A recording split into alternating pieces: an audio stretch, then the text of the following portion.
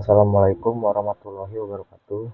Halo semuanya, perkenalkan nama saya Syawa Bagus Kurnia, NPM 2023-4350-1506 dari kelas R6S. Pada video ini saya akan mempresentasikan mini project mata kuliah penambangan data dengan judul Analisis Segmentasi Pelanggan menggunakan metode K-means clustering. Di video ini saya akan membahas seluruh proses dari awal sampai akhir, mulai dari pemahaman data, membersihkan data, menerapkan algoritma K-means, sampai menginterpretasikan hasil segmentasi pelanggan. Semua ini dikerjakan menggunakan Python di Google Colab dengan dataset publik dari Kaggle. Oke, langsung saja kita mulai. Sebelum kita mulai, ini adalah agenda presentasi saya hari ini. Kita akan membahas 7 topik. Yang pertama latar belakang dan tujuan proyek, yang kedua dataset dan sumber data yang saya gunakan, yang ketiga eksplorasi dan prapemrosesan data, yang keempat penjelasan metode K-means clustering, yang kelima ini bagian yang paling penting, penentuan jumlah cluster optimal, yang keenam hasil clustering dan interpretasi 5 segmen pelanggan, dan yang terakhir kesimpulan. Oke, kita masuk ke topik yang pertama, latar belakang dan tujuan. Oke, kenapa kita butuh segmentasi pelanggan?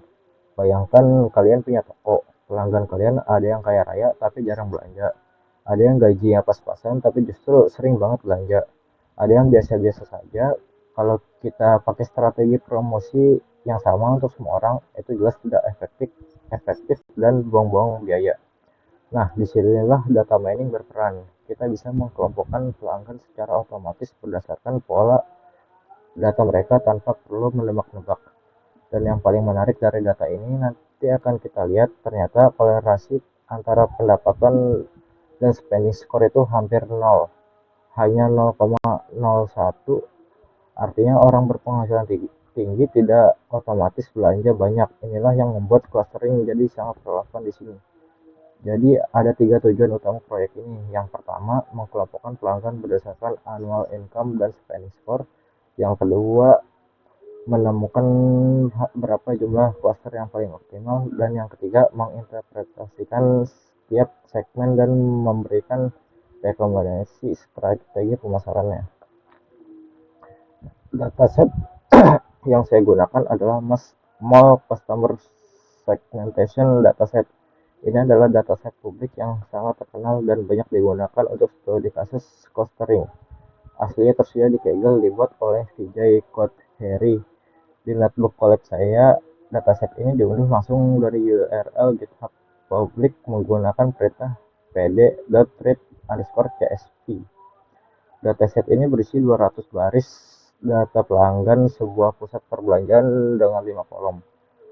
Customer ID, ID unik untuk pelanggan, gender, jenis kelamin, age, usia berkisar 18 sampai 70 tahun, annual income pendapatan tahunan dalam ribuan dolar dari 15 sampai 137, dan spending score, ini skor yang diberikan mall berdasarkan perilaku belanja, nilainya 1 sampai 99.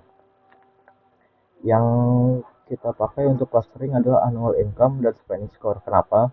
Karena kombinasi keduanya yang paling mencerminkan tipe pelanggan dari sisi daya beli dan kebiasaan belanjanya. Kabar baiknya, data ini sudah sangat bersih, nol missing values dan nol duplikasi. Sekarang kita lihat datanya secara visual. Ini adalah hasil eksplorasi data atau EDA yang saya jalankan di Google Colab. Grafik pertama, distribusi usia pelanggan mall ini usianya cukup beragam, dari 18 sampai 70 tahun dengan rata-rata sekitar 38 tahun. Tidak ada pola yang terlalu dominan. Grafik kedua, distribusi annual income. Moderatnya ada 2 puncak di sini, satu di kisaran income rendah dan satu lagi di income menengah ke atas. Ini sudah memberikan indikasi awal bahwa data pelanggan ini memang terbagi dalam kelompok-kelompok. Grafik ketiga, distribusi spending score. Ini juga tidak seragam, ada pelanggan yang skor belanjanya sangat rendah, ada yang sangat tinggi. Pola bimodal seperti ini biasanya menjadi sinyal bagus bahwa data bisa dikelompokkan dengan baik. Nah, yang paling penting adalah kolerasi. saya temukan bahwa kolerasi antara annual income dan spending score hanya 0,010, sangat mendekati nol. Ini artinya tidak ada hubungan linear yang kuat antara keduanya. Orang kaya belum tentu sering belanja dan orang dengan income rendah pun belum tentu jarang belanja. Inilah mengapa Cummins clustering sangat tepat di sini. Kita perlu pendekatan yang bisa menemukan pola tersembunyi yang tidak terlihat dari korelasi biasa. Sebelum melatih model, ada 3 langkah pra-promosisan yang saya lakukan. Langkah pertama, cek missing values dan duplikasi. Hasilnya sempurna, 0 missing values dan 0 duplikasi. Jadi tidak perlu ada proses imputasi atau pembersihan data tambahan. Data langsung siap diproses. Langkah kedua, pemilihan fitur dari 5 kolom yang ada. Saya hanya menggunakan annual income dan spending score sebagai input clustering. X dan gender tidak saya masukkan ke dalam model, tapi akan saya gunakan sebagai informasi tambahan untuk menganalisis profil setiap cluster. Langkah ketiga ini yang paling krusial. Fitur scaling menggunakan standard scaler. Kenapa ini wajib dilakukan? Karena Cummins bekerja berdasarkan jarak Euclidean. Kalau annual income skalanya 15 sampai 137, sementara spending score skalanya 1 sampai 99, maka annual income akan mendominasi perhitungan jarak dan hasilnya bisa bias. Standar scaler mengubah kedua fitur itu sehingga punya min sama dengan 0 dan standar deviasi sama dengan 1. Setelah scaling, kedua fitur punya bobot yang setara dalam perhitungan jarak. Seperti yang terlihat di kode ini, kita tinggal panggil fit underscore transform dan data siap dimasukkan ke model. Sekarang saya jelaskan cara kerja algoritma Cummins clustering. Langkah pertama, inisialisasi. Kita tentukan dulu nilai K, yaitu jumlah cluster yang diinginkan. Nanti kita akan tentukan K sama dengan 5. Kemudian algoritma memilih 5 titik awal secara acak sebagai centroid atau titik pusat tiap cluster. Langkah kedua, assignment. Setiap data point dalam kasus ini, setiap pelanggan dihitung jaraknya ke semua centroid pelanggan tersebut, kemudian dimasukkan ke cluster yang centroidnya paling dekat. Langkah ketiga, update. Setelah semua data terassign, centroid diperbarui. Caranya dengan menghitung rata-rata koordinat semua data point yang ada di dalam cluster tersebut, jadi posisi centroid bergerak ke pusat masa clusternya. Langkah keempat, konvergensi. Langkah 2 dan 3 diulang terus sampai posisi centroid tidak berubah lagi secara signifikan. Di titik inilah model dikatakan konvergen atau selesai. Lalu kenapa saya pilih Cummins dan bukan metode lain? Ada beberapa alasannya. Pertama, Cummins sangat efisien untuk dataset berukuran 200 baris seperti ini. Kedua, algoritma ini bekerja optimal untuk data numerik kontinu seperti income dan spending. Ketiga, hasilnya mudah diinterpretasikan dan divisualisasikan. Dan keempat, Cummins memang sudah terbukti menjadi standar industri untuk kasus customer segmentation. Di notebook Colab, kita cukup menulis 1 baris kode ini untuk melatih modelnya. Ini adalah bagian yang paling penting dalam proyek ini, menentukan berapa jumlah cluster yang paling optimal. Saya menggunakan 2 metode sekaligus, elbow method dan Elhout score. Grafik kiri adalah elbow method.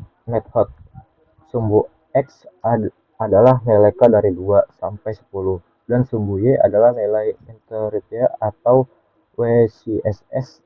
Ini mengukur total jarak kuadrat dari setiap data ke centroid clusternya. Semakin kecil intervalnya, semakin kompak cluster yang terbentuk. Coba perhatikan kurvanya dari K sama dengan 2 ke K sama dengan 3. Penurunannya sangat tajam dari K sama dengan 4 ke K sama dengan 3 ke K sama dengan 4 masih cukup tajam, tapi dari K sama dengan 4 ke K sama dengan 5 penurunannya mulai melambat, dan setelah K sama dengan 5 penurunannya semakin landai seperti siku. Titik siku ini ada di K sama dengan 5, yang artinya menambah cluster di atas 5 tidak memberikan manfaat yang sebanding. Grafik kanan adalah Elhout score. Metrik ini mengukur seberapa baik setiap data cocok dengan klasternya sendiri dibandingkan klaster lain. Nilainya antara -1 sampai 1. Semakin mendekati 1, semakin bagus kualitas clusteringnya. Dari grafik ini, skor tertinggi ada di K sama dengan 5 dengan nilai 0,5547. Setelah K sama dengan 5, skornya turun. Jadi kesimpulannya, kedua metode sepakat K sama dengan 5 adalah jumlah cluster yang optimal. Kalian juga bisa lihat juga di tabel ini, saya sudah coba semua nilai K dari 2 sampai 10. Row yang berwarna hijau setelah K sama dengan 5 terpilih dengan interia 65,57 dan Silhouette score 0,5547 yang tertinggi. Ini adalah hasil clustering setelah model Kamis dengan K sama dengan 5 dijalankan pada 200 pelanggan. Scatter plot ini menunjukkan posisi setiap pelanggan. Sumbu X adalah annual income dan sumbu Y adalah spending score. Setiap warna berbeda mewakili satu cluster, dan tanda X hitam adalah centroid atau titik pusat dari masing-masing cluster. Coba perhatikan kelima kelompok terpisah dengan sangat jelas. Tidak ada overlap yang signifikan. Ini adalah tanda bahwa model Cummins berhasil menemukan struktur yang berwarna di dalam data. Kita bisa langsung membaca polanya dari scatter plot ini. Di pojok kiri atas, income rendah, spending tinggi. Di pojok kanan bawah, income tinggi, spending rendah. Di pojok kanan atas, income tinggi, spending juga tinggi. Ini kelompok yang paling menarik. Dan ada kelompok besar di tengah dengan pola rata-rata. Untuk evaluasi modelnya, interiornya adalah 65,57. Cukup kecil, artinya data dalam tiap cluster cukup kompak. Silhouette skornya 0,5547. Nilai ini menunjukkan struktur cluster yang cukup baik. Aturan umumnya di atas 0,5 sudah dianggap reasonable struktur. Dan dari distribusi cluster 0 adalah yang terbesar dengan 81 pelanggan karena mewakili pola rata-rata yang paling umum. Cluster lainnya lebih kecil tapi justru lebih spesifik karakteristiknya. Ini adalah inti dari seluruh proyek ini. Apa arti kelima cluster yang terbentuk? Cluster 0 saya namai standar. Income menengah sekitar 55.000 dolar. Spending score juga menengah sekitar 49. Ini adalah kelompok terbesar.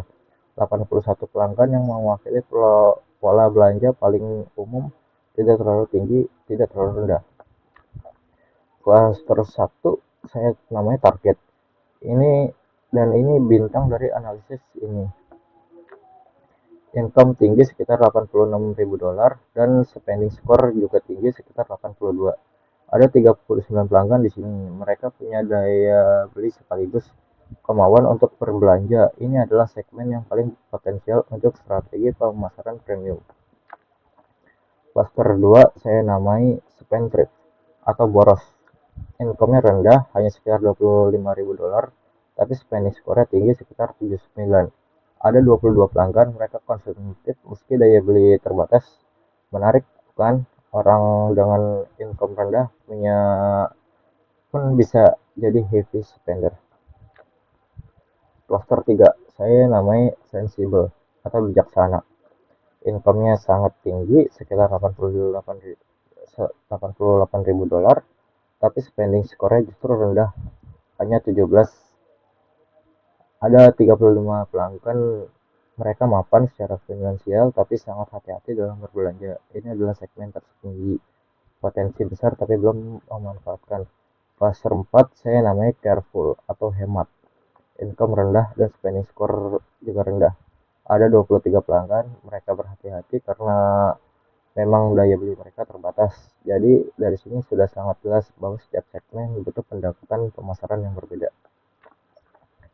Ini adalah visualisasi perbandingan rata-rata income dan spending score tiap cluster dalam bentuk bar chart. Coba perhatikan polanya dengan jelas. Bar biru adalah rata-rata annual income. Bar merah adalah rata-rata spending score. Cluster 1 dan cluster 3 punya income tinggi. Batang birunya paling tinggi, tapi spending score-nya berbeda jauh. Cluster 1 spendingnya juga tinggi, sementara cluster 3 spendingnya rendah. Cluster 2 unik, income-nya rendah seperti cluster 4, tapi spending score-nya justru hampir sama dengan tingginya dengan cluster 1. Dari pola ini saya memutuskan rekomendasi strategi untuk setiap segmen. Cluster 1 target fokuskan program loyalitas premium, membership, eksklusif, dan early access produk terbaru. Ini pelanggan terbaik Anda. Cluster 3 sensible.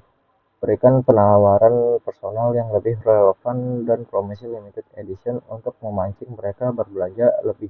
Potensinya besar karena income mereka sangat tinggi. Cluster 2 spend trip.